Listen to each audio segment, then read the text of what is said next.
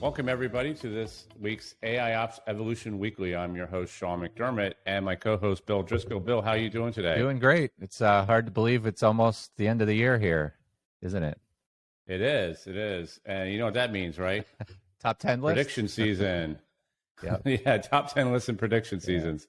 So we're going to do something today that we haven't done before because we started this podcast, I don't know, 9 months ago.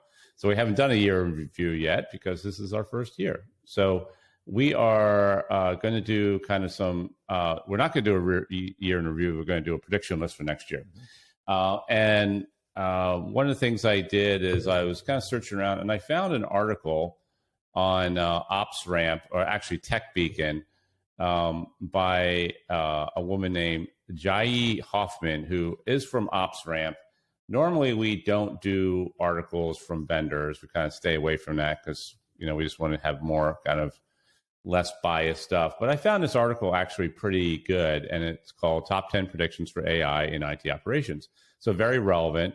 And as I reviewed it, I thought that it was pretty generic and pretty unbiased. And there's a couple interesting quotes they have in there from an OpRamp survey, but those are ancillary to, I think, the overall article. So I thought we would use this as a good way of kind of doing, talking about some predictions for next year. How's that sound? Sounds like a plan. Sounds good. I want to know what's going to happen next year, don't we? Don't we all? Yeah, don't we all? Okay, so let's get started. So number one, the AIOps market will continue heating up. So I actually agree with that. I wholeheartedly agree with that. And so I will confirm from my perspective that the AIOps is heating up. What I am seeing with our customer base is much more inquiries coming in on AIOps, either as an architecture reviews, products, value propositions, things like that. So we're definitely having much more conversations with customers. The other thing I'm seeing is a lot more. I'm seeing more vendors enter into the space. And that might be also a combination of more marketing. So that the term AIOps is getting used more. And I think there definitely is some vendors out there that are kind of legacy vendors that are, doing a little bit of AI or machine learning, and then all of a sudden they're kind of branding themselves as an AIOps platform. Right. But I think that you're starting to see more availability and more talk about what's going on for the vendor community, which is all good. And from one stance, right, it's good from the stance that there's more people talking about it. Mm-hmm. And that means there's more interest and more advancement in innovation. But it's also what we're hearing from a lot of our customers is that it's confusing, yep. Right? And there's just more and more noise entering into this market, which is kind of what we expect to see. Right? Yeah, one of the things. I also go ahead. I'm sorry. Go ahead. I was going to say the merger. It talks about the merger and acquisition activity heating up, and I think when you look at the Gartner, the list, the Forresters of the top 10, they're all sort of known vendors. But we've covered this year at universities, and there's just lots of startups that are getting into this space, PhDs that are studying machine learning. And I think as they kind of come into the market, disrupt things, they're going to get acquired. And maybe this coming year is the year that's going to happen. Yeah, and I think if you go, I mean, I'm not sure if you're familiar with the Rogers or curve of innovation, right? The bell curve of innovation, and the 5 parts of that: innovators, mm-hmm. and early adopters, and early majority, late majority, and laggards. We're definitely, I think, still in the innovator early adopter phase. So that's really only about, according to this, normalized graph, it's only about 15% of the market, right? Yeah. So there's a lot of headroom here. Yep. So good. I think, the prediction is it's just going to get bigger next year, and I totally agree with that. Great. So all right, moving on. Number two, what do you got? Yeah. So number 2 is AIOps will change the face of IT automation. In this section, he talks about, just what's the next evolution of automation, and it's about being smarter, more aware, more contextual, using the data-driven automation. But when they talk about the specific areas of automation, it's really about looking for patterns, finding hidden resources, threats, filtering noise, and decision making. And I think that's really where you are going to see a lot more automation, kind of helping the human the operator sort of figure out what to focus on.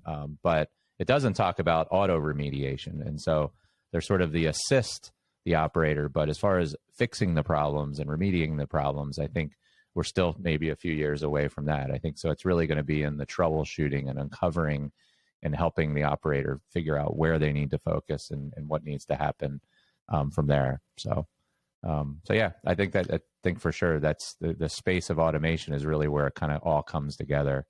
But it's going to be more in that upfront space versus sort of getting things resolved and fixed. Yeah, I think that's what I picked up on that too, right? And I try to give people where credit's due, and I also try to constructive criticism. I thought that this was kind of like, it's going to change the face of automation, but really changing the face of automation is what you said, like auto remediation, right? And what they're talking about here. And I hear this from a lot of vendors, actually. We just finished a pretty long series of interviews, which will be coming out on the podcast in January. So plug for that.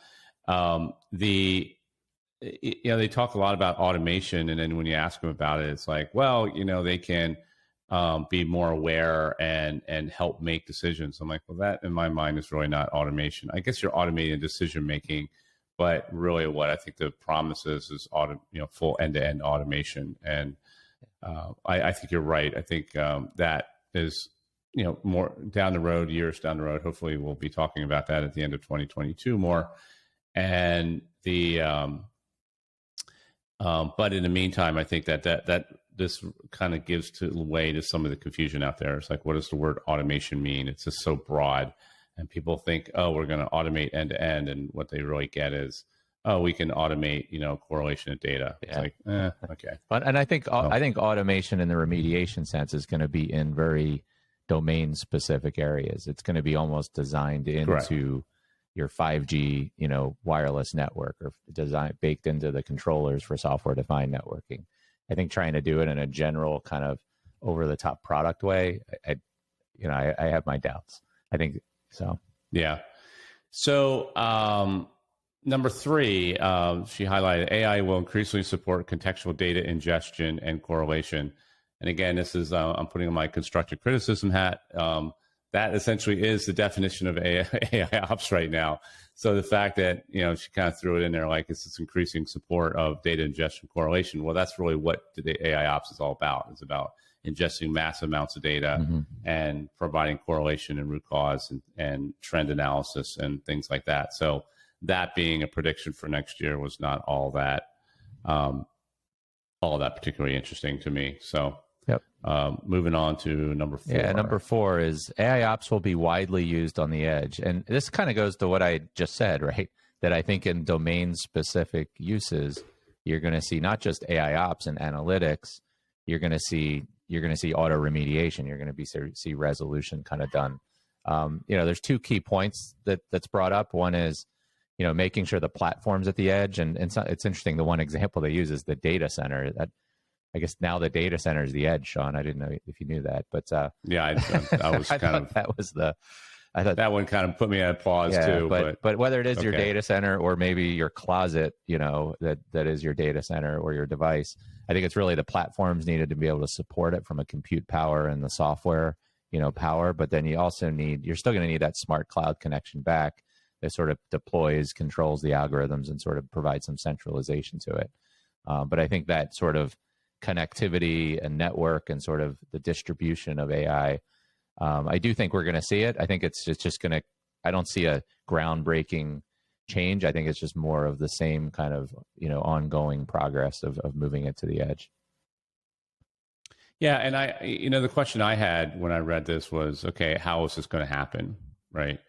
And I think we actually did an episode on this, a while back, right? 6 months, 6 weeks ago or so about edge. And I predict that it's going to be just very driven by vendors, right? It's going to be very proprietary. So you're going to be looking at edge type monitoring solutions, and it could be anything from agents based on laptops and PCs and to endpoint protection. you're going to be seeing a more AI just being embedded into that. And you're right that there's a need for compute power on that edge device that can handle some of the processing of that. But most of the AI at that level, I think, is all going to be driven by the vendors themselves. I don't really see the companies developing AI based and edge solutions unless you're a really complex IT organization has a very, very specific thing that you're trying to do that really no one else is doing. But I think that's rare. Yep. Agree. Cool. All right. So moving on to number 5, privacy considerations. I found this one actually kind of interesting. At first, I kind of looked at it and was like, So privacy. So number 5 is privacy considerations will grow. And what they talk about is the fact that when you're using AI and collecting massive amounts of data, and you can collect even more data, you can start collecting a lot of information that isn't necessarily business related, especially on laptops that may be used for personal use. I think there's a lot of so this is, to me, is really kind of a policy decision and policy conversation, which I think is actually pretty interesting in the end. Is what is the obligation of the corporation to protect data on a laptop that's owned by the company and probably has a policy saying you can't do personal things on it, but people continue to do that. And what is the corporation's obligation to protect data on there? So like they said, there could be data on there for, personal banking, medical appointments, and personal emails that are going back and forth. So I don't know. I think this is a broader discussion where AI kind of plays into it, and AI may enable IT organizations to collect more information so they have access to more non-business related information than they expected. But I think that this is kind of a general. I think there's a lot of BYOB and there's a lot of personal use going on desktops and laptops and mobile devices. And you have personal mobile devices where there's business being conducted on there, right? This is just kind of a generalized, I think this is just a very interesting conversation that CIOs need to be having with their HR and legal organizations. So I'm not as sold on the fact that AI is going to change the conversation so much on this privacy, except that there is a possibility that it could just be collecting more information. But the fact that you're collecting a little bit of personal information versus a lot of information, I don't think the conversation ultimately changes at that, CIO, HR, legal level. Yep. I do think, with AI and machine learning, you apply it to problems, and you get to define the problem you're trying to solve. And I think you could easily go into problems that shouldn't be solved, which is you get into digital experience monitoring.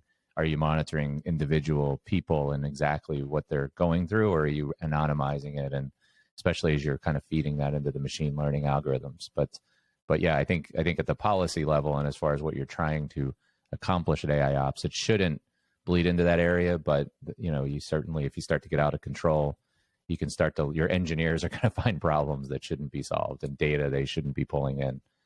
But that does lead to the next point, which is security. So privacy and security, they're not the same things really, but there's definitely a relationship there. And so the number 6 point is vendors will finally address security. And I think that, SolarWinds was a great example, right, or not a good example of how, a monitoring system, which needs access to more and more, it's through APIs, through REST connections, through streaming data. Once you get access to that system, you now have the keys to sort of get into servers, get into applications, whatever that system is doing the monitoring. And I think as AI, as you mentioned, it relies on more and more data. It's the richer machine learning algorithms are going to be driven by more context, more, not just an alert that says an interface is down. You need to know everything about that interface and how it relates to everything else. That's where you're going to get into some issues. And you get into the monitoring, the AIOps system, you could easily have kind of keys to the kingdom in a lot of enterprises. And so it's really critical that those APIs, those endpoints, how you're doing monitoring really gets locked down and defined very clearly as you're kind of bringing in your monitoring system. Yeah, I agree. I mean, I do a lot of work in the cybersecurity space. We actually have a podcast called Cybersecurity After Dark. So shameless plug for our podcast. Um, the I think from this perspective, what was one thing that kind of popped out of me is that there's actually they say could be the same algorithms for monitoring networks could be used against the companies themselves. I would suffice to say that could is not the operative word. It will and is, right? And there's a lot of state-sponsored hacking or private hacking that are investing heavily in AI, just as corporations are. And we'll get to, there's another point down later on that we can tie back to here. But I think that, this all comes back to a very strong investment in cybersecurity and understanding, where your vulnerabilities are, what your risk is, what's the impact of that risk to your organization. And yes, you need to protect the data lakes that the AIOps platforms are reading from. You need to protect the AI algorithms. You need to do all that, and you need to assume that the organizations, bad actors out there, are using AI as much as you are. It's globally available, right? And they're going to do whatever they can to expose vulnerabilities and exploit them. So you just have to be prepared for that. So good. So number 7, AIOps will get aligned to business stakeholders. I think this is interesting. I don't know if AIOps itself is going to be aligned to business stakeholders. So I don't know if I agree with that prediction in the exact wording.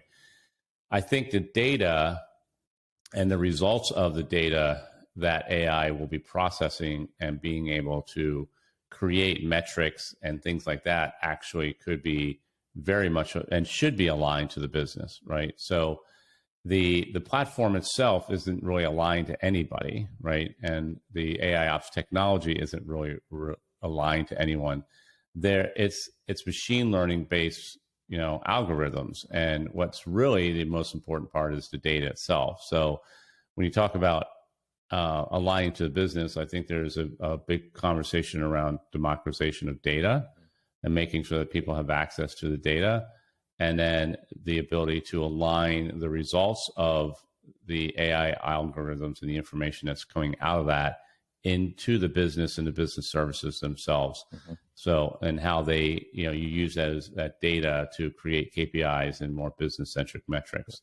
So I think I agree with, AIOps data being aligned to the business stakeholders, not necessarily just the concept of AIOps. Yeah. I look at AIOps really as collection of machine learning throughout the operations environment that will then ultimately create information and decision points that are aligned to the IT organization as well as the business, the business services and the business leaders. Yeah. I mean, I think we've seen in the APM vendors, right, whether it's AppDynamics or Dynatrace, New Relic, that are out there, they talk about multiple layers of monitoring. They want to pull in business metrics like sales and things that are going on in your business that business leaders care about, and then experience monitoring, and then down into the application performance. And so there's certainly a lot of moves there. And I think if you're a business owner or service owner, a lot of times IT is the black hole. You're looking at your business metrics, and then IT causes things to, go to crap or not work well. And you need to kind of understand that. And so I think there is going to be more effort to tie that together. And I think some of the APM vendors are really leading the way there.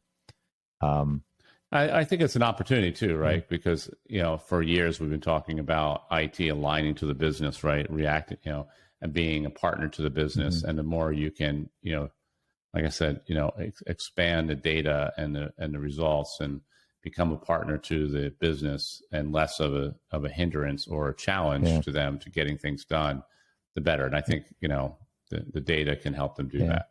So number 8. All right, number 9. Oh, we're going to skip 8. No, we are not going to skip 8. I'm sorry. Number 8. 8 is AI will support DevOps practices. We've talked about this is a lot of times, DevOps came about because there's sort of that wall that development throws problems over to operations. And that really is where it sort of, those things get resolved. So the better DevOps practices you have in terms of detecting problems up front, testing them, stress testing, putting chaos into your testing, and making sure you resolve that up front and deploy it and release it in the right way so that things are load balanced and handling the capacity. All of that sort of falls into the realms of DevOps. And I think the more I'd kind of say that AI should be applied there even more than as you move into operations, because that's really where the learning is, that then your policies and your implementation and operations can kind of be more effective.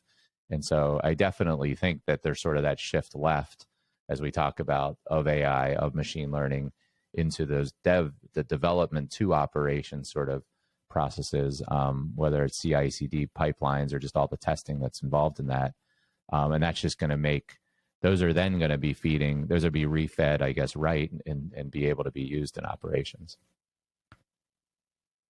Yeah, I think, we've said this before, DevOps is the one of the primary use cases for AIOps. And so I agree with that. I don't have much more to say. Good. So, all right. Good.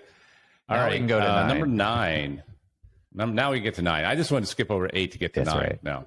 7, 8, 9. So number 9, AI will affect job roles in IT operations. This is kind of an interesting thing, right? Because, having worked in automation space for so long, for so many years, and I started, a company just around automation that we sold in the mid 2000s. One of the things that we talked a lot about with automation was the replacement of jobs, and it always came up in like every sales cycle and every customer we were dealing with. And I never really ultimately saw a lot of that actually happen. But I think what's going to be happening, what they're talking about right now in this, and I generally agree, right, is that there's going to be a reskilling, right? And if you're a data entry or possibly a level 1 NOC analyst, any kind of lower level job where it's a fair amount of manual interaction, those jobs are probably going to be at risk. And but corporations need to understand that, right? And they need to understand it, and they need to decide, how are we going to affect this? And we've had a lot of conversations on what AIOps teams look like, right? With data scientists and AI algorithm designers and AI machine learning engineers and business, machine learning AI savvy business leaders, right? Processes and things like that. So there's going to be a fair amount of opportunity. It's just a matter of whether the company wants to invest in their people and what is the uplift to get somebody from a lower paying job into a data analyst and the skill sets needed. And does that person have the capacity to do those skill sets?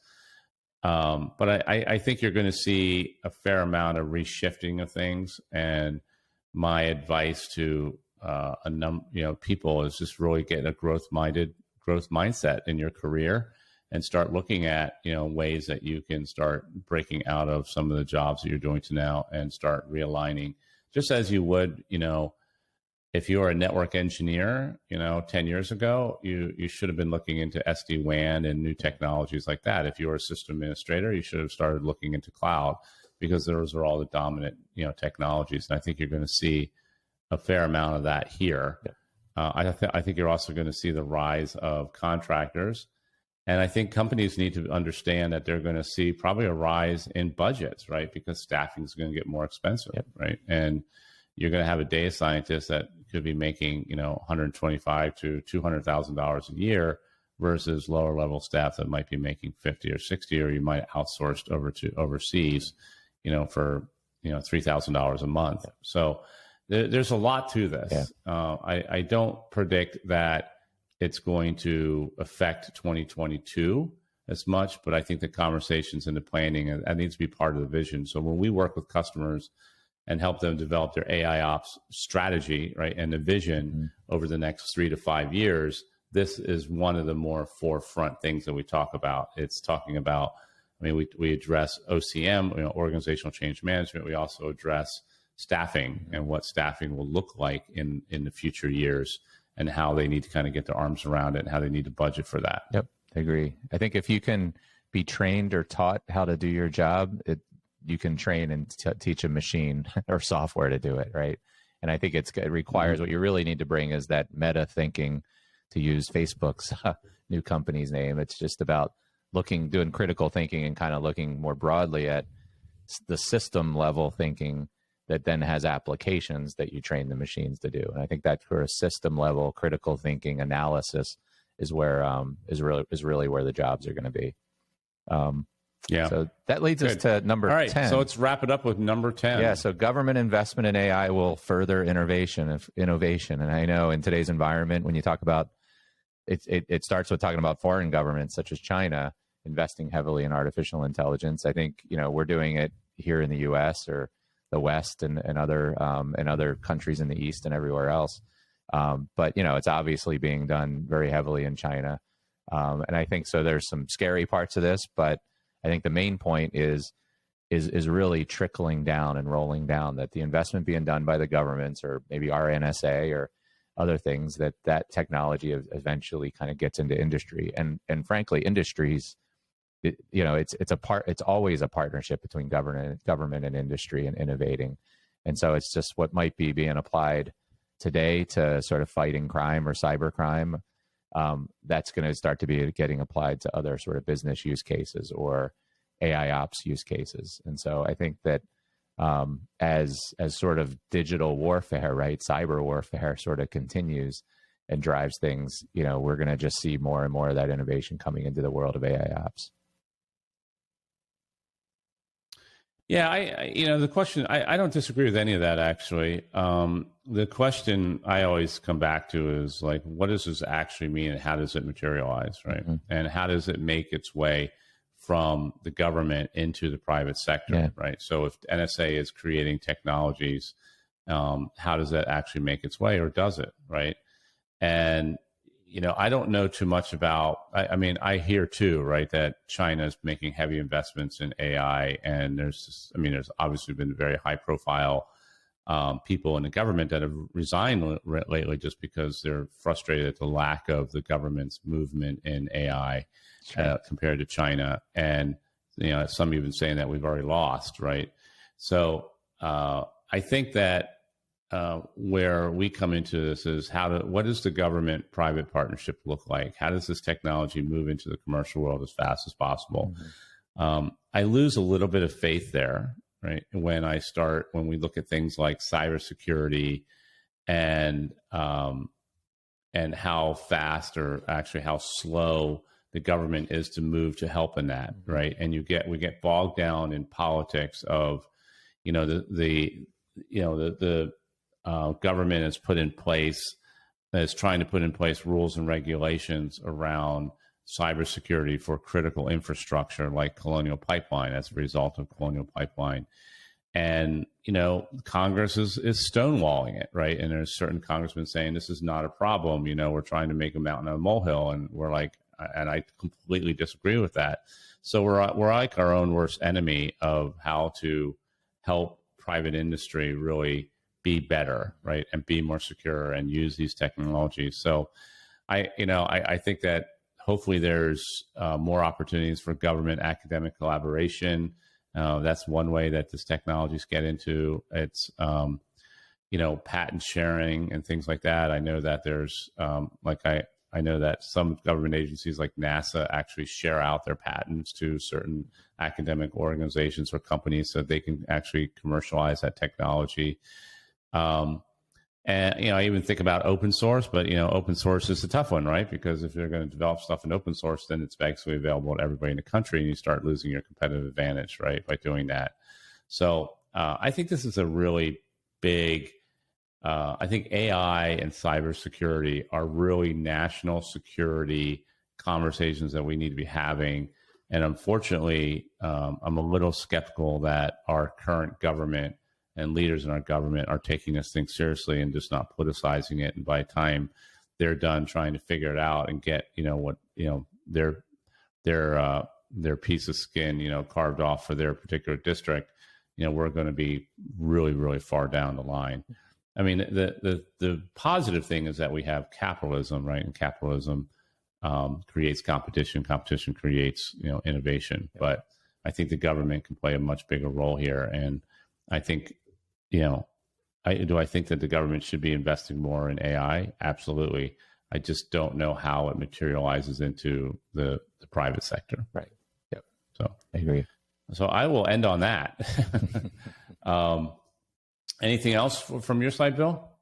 No, I think I think just summarizing sort of what we saw, I think to me, even the biggest thing that I find the most interesting is just the mergers and going back to number one, the mergers and acquisitions. I think there's a lot of companies, we're talking to them almost weekly, that are coming out of universities and PhDs. And, I think the big vendors are really looking closely at that. And I think that's probably where a lot of companies are going to see the impact of AIOps. They're going to own a big vendor, that acquired a new technology, and they got to figure out how to roll it in. Or maybe they have invested in a leading edge technology and now it got acquired by a big vendor. And so I think that's where a lot of the decisions and the rubber hitting the road is going to be.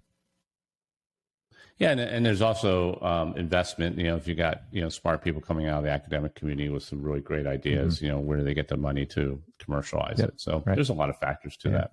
Good. So I'd like to take a moment real quick to thank our sponsor, Windward Consulting Group. Windward is a global leader in leveraging AIOps technologies to find and detect operational issues. We found that many IT leaders look at selecting tools to solve the problem rather than defining a strategy with a measurable path forward. But IT leaders' visions are bigger than a tool. In fact, as IT grows exponentially more complex, it's something only AI and automation, what we call AIOps, which we talk about here, can handle. Windward helps companies create AIOps strategy that connects your vision to a roadmap and to ultimate success. So if you'd like to learn more, you can go to windward.com and WINDWARD. You should see the link in the notes. They have a AIOps investment plan that you can download, and or you can email me directly at sean.mcdermott@windward.com. So with that, I think we are going to take the rest of the year off. So we will see everybody back in January. We'll have a couple encore episodes coming out over the next 2 weeks. Got some really exciting news for next year. We're going to be actually releasing interviews with about 10 vendors that we've been talking with over the past couple of months. So those are going to be coming out in January. So look forward to that, plus new episodes of this podcast. So have a great Christmas, everybody, and New Year, and we will see you in 2022. See you then. Bye, Bill. See ya.